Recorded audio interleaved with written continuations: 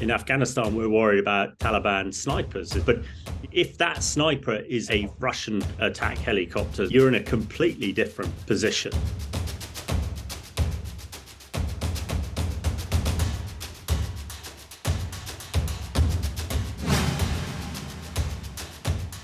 Unfortunately, for the first sort of 12 months of this war, Ukraine has been pretty much fighting with at least one hand tied behind its back. It's all very well giving it the capability not to be defeated, but actually the not to be defeated now also includes a successful counteroffensive. And what that requires is long-range missiles. The UK gave Storm Shadow. The US provided a lot of HIMARS. These are long-range precision artillery. But that's fine. But it needs to give an awful lot more. We talk about the complexities of combined arms maneuver. This is where tanks and infantry and artillery fight together in unison to gain advantage. Now, that's taken an awful long time to train.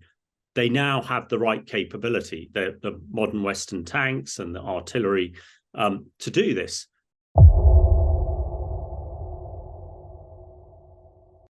The one thing they're lacking is air power, F-16 jets.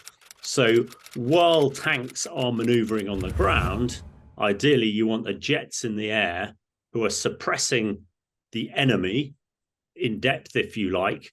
That allows tanks and infantry to move unhindered. What we have at the moment is when these tanks and infantry are moving, they're being attacked by Russian aircraft, Russian attack helicopters, which is, really hindering their operation and movement.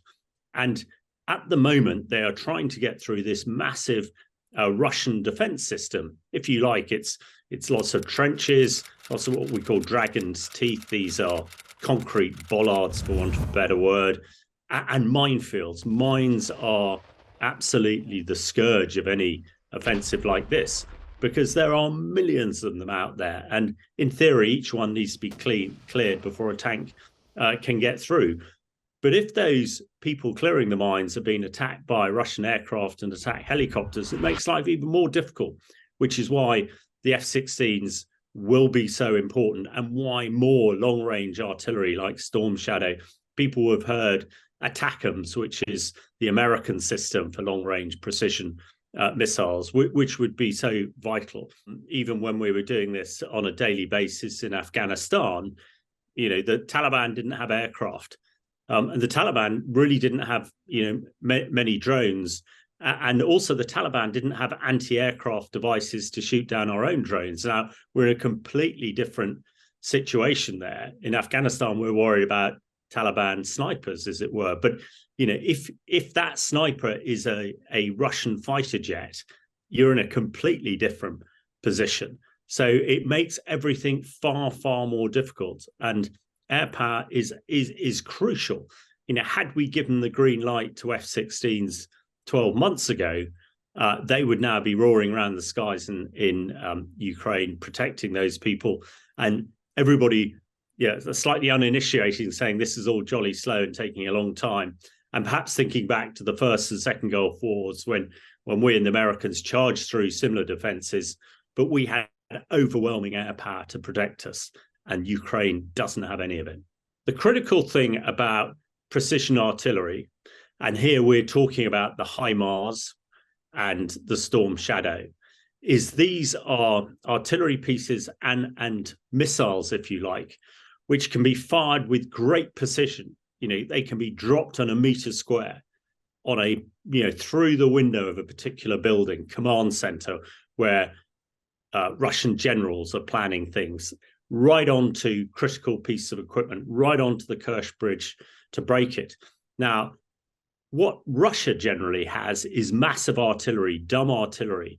These are just high explosive shells that are fired and they land where they land. Now, one of the critical things that we've seen in Ukraine is that every HIMARS missile, every Storm Shadow, almost every artillery shell that Ukraine fires, there is a $500 drone at the other end, seeing where that missile hits, reporting back to those firing it. So either adjusting where it's going to hit or sending another one down. And it's this precision that, in the First World War, and I've just come back from the First World War battlefields, thousands, if not millions of tons of artillery shells were fired, but they were just fired in a general direction. And, without trivializing it, you can hide in a bunker or a dugout and be well protected. But if a missile or artillery shell is fired exactly at a person or a tank, it is far more effective. And that's what we're seeing. That's why the HIMARS and the Storm Shadow are so important, because it's about precision, taking out key nodes of command, key logistics areas, and key equipments. And that's what Ukraine's doing really well. That's why they're having much better effect with much less than the Ukrainians, than the Russians, who do not have this capability in the same sort of way that Ukraine does. But it's no good having this kit sat on the shelves, because if Ukraine isn't successful, and it's successful in a timely fashion, because if the counteroffensive is still going on this time next year, I personally think, the US, who will be going into election, they'll be looking at other things. They'll not want to be spending their billions on this. And the UK may be similar. So that is why it's so important that we in the West give absolutely everything, empty our cupboards of military capability, so that Ukraine can prevail.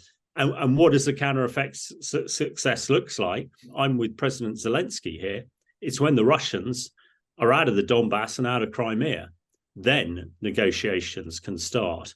And I don't think they'll start, certainly from the Ukraine perspective, until then. But if we're talking the same way in 12 months' time, then I think we're in for a very dark decade.